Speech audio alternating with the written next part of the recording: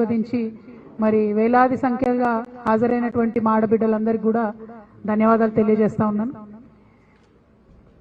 ఇవాళ తెలంగాణ రాష్ట్రంలో తెలంగాణ సోయి లేనటువంటి ప్రభుత్వం నడుస్తూ ఉన్నదనడానికి ఉదాహరణ ఏంటంటే, ఈ ప్రభుత్వం అధికారంలోకి రాగానే తెలంగాణ తల్లి బొమ్మను మీరు గెజెట్ ఇవ్వలేదు కాబట్టి మేము తెలంగాణ తల్లి విగ్రహాన్ని మారుస్తున్నామని చెప్పి తెలంగాణ తల్లి విగ్రహాన్ని మార్చి గెజెట్ ఇచ్చుకొని ఇవాళ ఇంటర్నెట్లో ఎవరైనా తెలంగాణ తల్లి బొమ్మ ఎవరు పెట్టిరంటే తెలంగాణ ఉద్యమ వ్యతిరేకి తెలంగాణ ద్రోహి రేవంత్ రెడ్డి గారు పెట్టినని వచ్చేటట్టుగా చేసుకున్నారు ఆయన.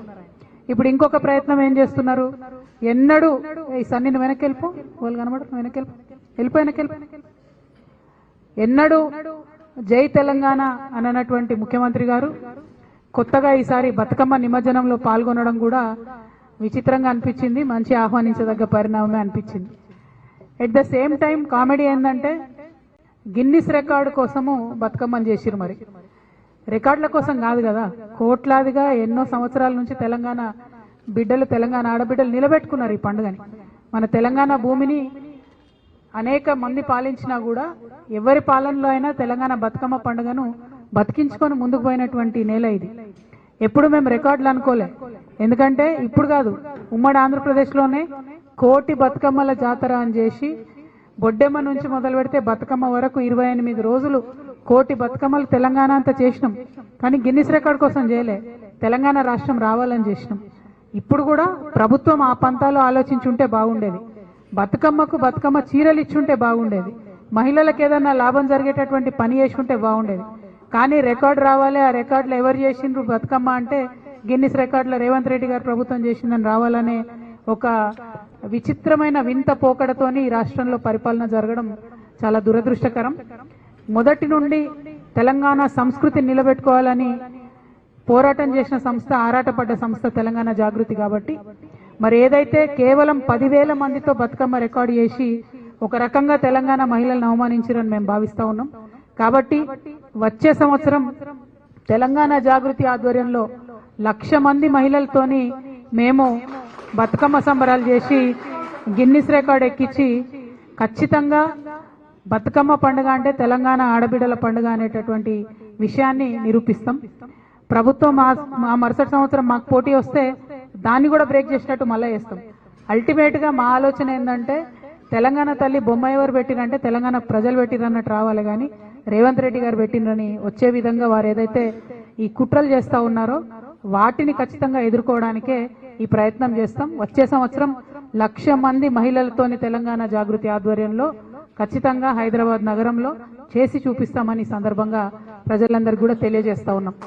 అదేవిధంగా మరి మీ అందరికీ తెలుసు, బీసీ రిజర్వేషన్ల కోసం తెలంగాణ జాగృతి అగ్రభాగాన నిలబడి పోరాటం చేస్తున్న విషయం మీ అందరికీ తెలుసు. అందరం కొట్లాడినాం, అందరం ఆరాటపడ్డాం.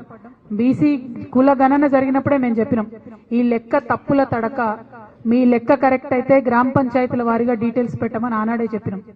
ఆనాడు ఇంకో మాట కూడా చెప్పినాం, మీరు డీటెయిల్స్ పెట్టండి, దాంతోపాటు భూసాని కమిషన్ రిపోర్ట్ను అసెంబ్లీలో పెట్టండి, అసెంబ్లీలో డీటెయిల్స్ ఇవ్వండి, ఒక శాంక్టిటీ ఇవ్వండి మీరు చేసినటువంటి ఈ జనగణనకు, లేకపోతే కోర్టులో ఇబ్బందులు అవుతాయని ఆనాడే చెప్పినాం.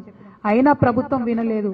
ఆనాడు ఇంకో మాట కూడా చెప్పినాం, ఒక్కటి కాదు మీరు 3 బిల్లులు పెట్టాలి, లేకపోతే ఎవరు కోర్టుకు పోయినా అన్నిటికీ ఇబ్బంది వస్తుందంటే అది కొంత విని మీరు 2 బిల్లులు పెట్టిన.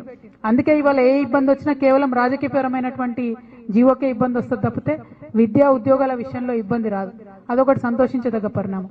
అయితే ఇప్పుడు తెలంగాణ బీసీ బిడ్డలు నేను కోరేది ఏంటంటే 42% కాంగ్రెస్ గవర్నమెంట్ జీవో ఇచ్చింది. ఇచ్చిన తెల్లారే ఇస్తదనే వార్త రాగానే మళ్ళా కాంగ్రెస్ పార్టీ నాయకులే కేసు వేయించారు. అది నేను కాదు, ఇంటర్నెట్ అంతా కోడై కూస్తున్నది. అనేక రకమైన సాక్ష్యాధారాలతో అనేక మంది కేసు వేసిన వ్యక్తులు రేవంత్ రెడ్డి గారి దగ్గర మనుషులని కూడా చెప్తున్నటువంటి సందర్భం కనబడుతున్నది. ఎట్ ద సేమ్ టైం వీళ్ళేమో వీళ్ళు ఇచ్చిన జీవోనే వీళ్ళు కేసులు వేస్తారు. బీజేపీ పార్టీ ఏమో ఏదైతే పరిష్కారం చేయాలో, ఏదైతే గవర్నర్ దగ్గర బిల్లు పాస్ చేయాలనో, ఆర్డినెన్స్ పాస్ చేయాలనో, ఏదైతే రాష్ట్రపతి దగ్గర బిల్లు పాస్ చేయాలనో ఆ పని చేయకుండా ప్రజాస్వామ్యాన్ని అపహాస్యం చేసేటట్టుగా నిన్న ఈటెల రాజేందర్ గారు కూర్చొని ఏం మాట్లాడతారు, మీరు ఎన్నికలకు పోకండి, డబ్బులు ఖర్చు పెట్టుకోకండి, ఎన్నికల రిజల్ట్స్ వస్తే కూడా మేము క్యాన్సిల్ చేపిస్తామని చెప్తాడు.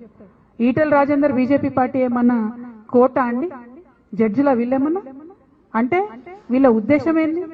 మంచి ఉద్దేశం అయితే కాదన్న విషయం ప్రజలకు అర్థమవుతుంది. ఇవాళ ఎన్నికలు జరిగితేనట వీళ్ళు పోయి కోట్ల క్యాన్సిల్ చేపిస్తారట. అసలు బిల్లు ఇవ్వాల్సిందే మీరు కదా, రిజర్వేషన్ ఇవ్వాల్సిందే మీరు కదా. ఎంత ద్రోహపూరితమైన మాటలు మాట్లాడుతున్నారు, ఎంత మోసపూరితమైన మాటలు మాట్లాడుతున్నారు. ఇవాళ ఈటెల రాజేంద్ర అన్న గారిని భారతీయ జనతా పార్టీ నేను డైరెక్ట్ గా ఒకటి అడుగుతా ఉన్నా, ఇదేనా మీ పార్టీ వైఖరి? ఇదేనా బీసీల పట్ల మీకున్న చిత్తశుద్ధి? ఇది మీ అఫీషియల్ స్టాండా? మీ అధ్యక్షుడు చెప్పిండా? మీ అధ్యక్షుడేమో జీవన్ స్వాగతిస్తున్నా అంటాడు, ఈటెల రాజేంద్ర గారేమో బయటకు వచ్చి ఆయన మెంబర్ ఆఫ్ పార్లమెంట్, ఆయన బయటకు వచ్చేమో ఏం మాటలు అవి? ఒక ఉద్యమకారుడు, బీసీ బిడ్డ, మీకు ఎంత బాధ్యత ఉండాలి? ఎట్లా మాట్లాడతారు మీరు అట్లా? ఈటెల రాజేంద్ర అన్న గారు తక్షణమే క్లారిఫికేషన్ ఇవ్వాలి. అంటే ఇది ఏం కుట్ర? ఒక పక్క కాంగ్రెస్ పార్టీ ఏమో జీవో ఇస్తుంది, ఇంకో పక్క జీవోను అడ్డుకోవడానికి వాళ్ళే కోర్టుకు పోతారు, ఇంకొక పక్క ఎలక్షన్ వస్తుంది అనేటటువంటి సంబరంలో కనీసం చాలా చోట్ల బీసీలకు అవకాశం వస్తుందని అనుకుంటుంటే మీరు ఎన్నికలకు పోకండి, మీరు ఖర్చు పెట్టుకోకండి, మేము కోర్టుకు పోతామని చెప్తారా? మీరు ఏం పార్టీ మీది?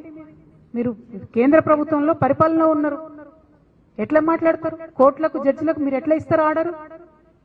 ముందే మీరు ఎట్లా చెప్తారు ఈ విషయం?